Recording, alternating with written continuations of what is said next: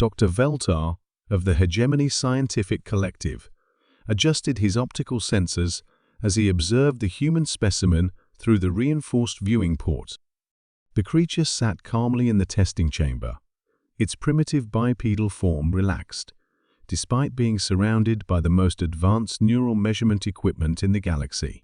"Fascinating," Velta murmured to his research assistant, clicking his mandibles in what passed for amusement among his kind.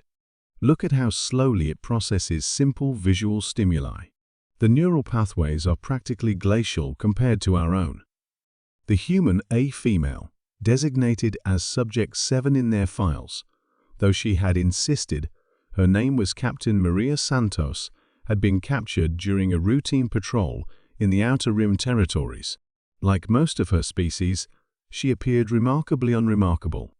Humans had been classified as a Class C intelligence by hegemony standards, adequate for basic tool use and simple problem solving, but far too slow and primitive for any real threat assessment.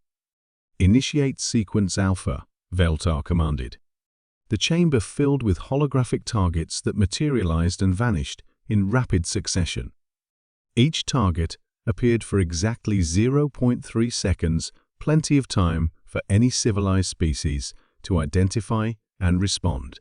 The human's performance was adequate.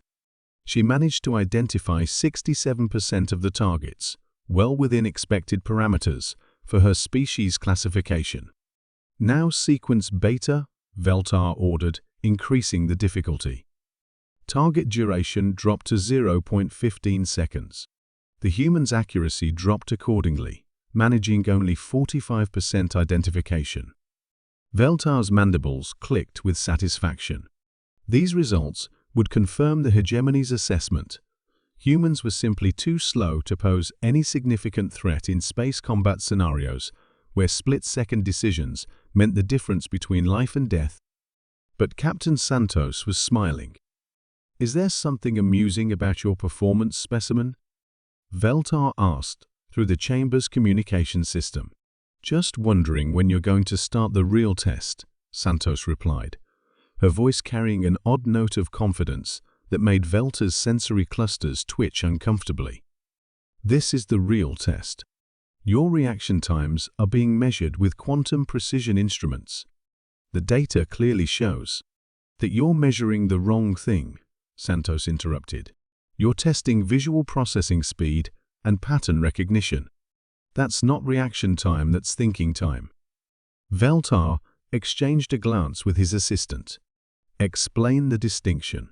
Santos leaned forward, her strange binocular eyes focusing directly on the viewing port.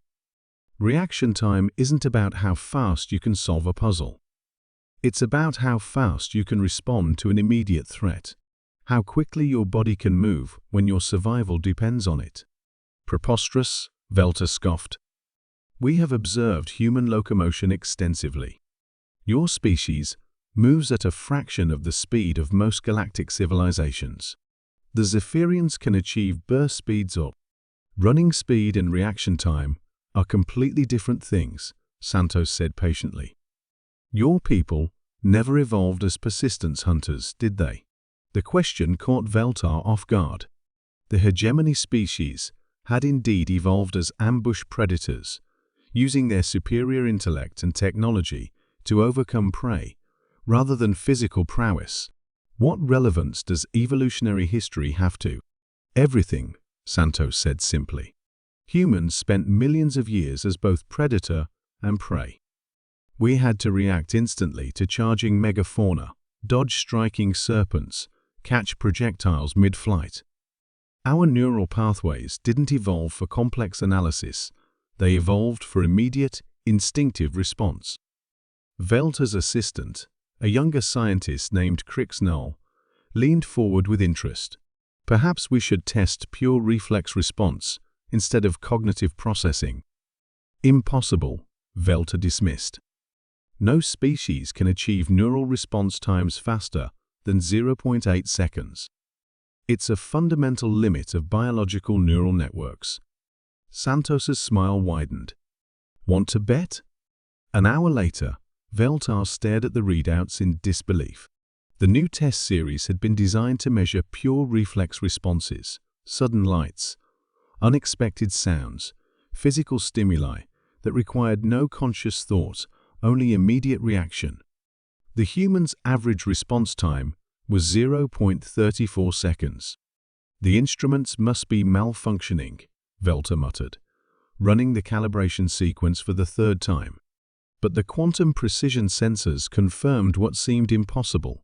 Human neural pathways could transmit and execute responses nearly 3 times faster than any previously recorded biological species. How? Crixnall whispered. Santos, who had been allowed to observe the results, provided the answer. Parallel processing. Most species like yours evolved big brains that handle everything sequentially, analyze, decide, act. Humans developed smaller, specialized neural clusters that can bypass conscious thought entirely. Our spinal cord can initiate responses before our brain even knows there's a threat. Velta's worldview crumbled as the implications hit him.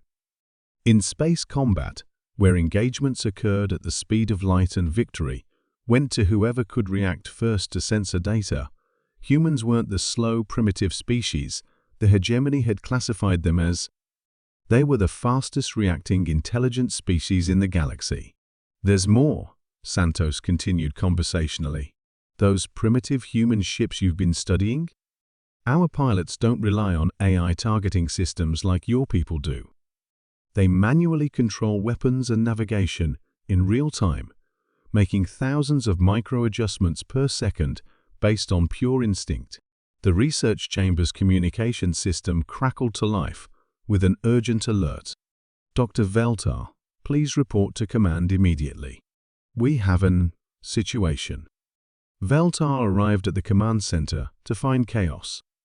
The tactical display showed a human fleet engaging hegemony forces in the Kepler sector, but the engagement was unlike anything in their tactical databases. Human ships moved in patterns that seemed almost prescient, dodging weapons fire that should have been impossible to evade, returning targeting solutions that connected with surgical precision. Their reaction times, Admiral Thexvar said without preamble. We calculated engagement ranges based on standard neural response speeds. But they're responding to our weapons lock almost before we achieve it. On the main display, a human fighter pilot pulled an impossible maneuver, rolling their craft away from a particle beam that wouldn't fire for another 0.2 seconds. But the human had somehow detected the pre-firing energy buildup and reacted to it. They're not reacting to our attacks, Velta realized with growing horror. They're reacting to our intention to attack. The tactical officer's voice was grim. Sir, we're losing ships at a rate of 7 to 1. Their pilots are flying like they can see the future. But Santos had given Velta the answer. Humans weren't seeing the future, they were simply reacting to stimuli that other species' slower neural networks couldn't even perceive. Micro-vibrations in ship hulls, minute changes in energy signatures, infinitesimal shifts in electromagnetic fields that preceded weapons activation, where other species required sophisticated computers to process such data. Human pilots did it instinctively, their evolved neural architecture turning them into living prediction engines. Retreat, Admiral Thexvar ordered quietly. Full withdrawal. As the hegemony fleet limped away from what would later be called the Battle of Kepler's Revelation, Velta understood that everything they thought they knew about humans was wrong. The galaxy's supposed primitive species had just demonstrated that sometimes evolution's oldest lessons were still the most powerful. Speed of thought meant nothing when speed of reaction could determine who lived and who died among the stars.